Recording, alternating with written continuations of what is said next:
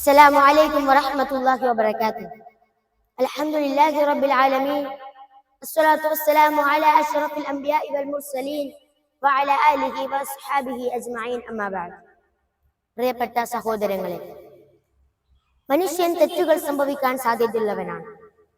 എന്നാൽ ആ തെറ്റുകളിൽ അഭിരമിക്കാതെ അവ തിരുത്തി തന്റെ സൃഷ്ടാവിലേക്ക് മടങ്ങുന്നവനാണ് യഥാർത്ഥ വിശ്വാസം.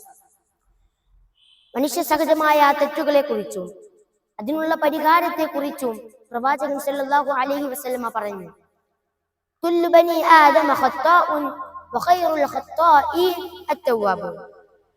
എല്ലാ ആദം സന്തതികളും തെറ്റുകൾ ചെയ്യുന്നവരാണ്. എന്നാൽ തെറ്റുകൾ ചെയ്യുന്നവരിൽ ഉത്തമർ പശ്ചാത്തപിച്ച് മടങ്ങുന്നവരാണ്. പൈശാചിക പ്രേരണകൾക്കും സ്വന്തം ദേഹേച്ഛകൾക്കും അടിമപ്പെടുമ്പോഴാണ് ഒരു മനുഷ്യൻ തെറ്റുകൾ ചെയ്യുന്നത്. സത്യവിശ്വാസിയെ സംബന്ധിച്ചിടത്തോളം ഒരു തെറ്റ് ചെയ്തു പോയാൽ ഉടൻ അള്ളാഹുവിനെ ഓർക്കുകയും ആ തെറ്റിൽ നിന്ന് പിന്മാറുകയും അള്ളാഹുവിനോട് പൊറുക്കലിനെ തേടുകയുമാണ് വേണ്ടത്. ഇതാണ് തൗബ. സൂറത്തു സുമറിലൂടെ പാപങ്ങൾ എത്ര വലുതായാലും അള്ളാഹുവിനോട് പാപമോചനം തേടാൻ നമ്മെ പ്രോത്സാഹിപ്പിക്കുന്നുണ്ട്.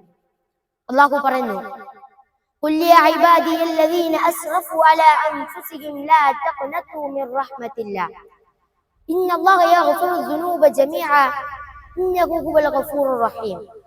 പറയുക, സ്വന്തം ആത്മാക്കളോട് അതിക്രമം പ്രവർത്തിച്ച എന്റെ ദാസന്മാരെ, നിങ്ങൾ അള്ളാഹുവിന്റെ കാരുണ്യത്തെ കുറിച്ച് നിരാശരാകരുത്.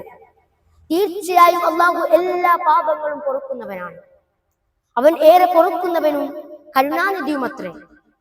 പ്രിയമുള്ളവരെ, നമ്മുടെ ജീവിതത്തിൽ സംഭവിക്കുന്ന ചെറുതോ വലുതോ ആയ ഏത് പാപങ്ങളും നാളെ പാരത്രിക ലോകത്ത് നമ്മെ നരകത്തിൽ എത്തിക്കാൻ സാധ്യതയുണ്ട്.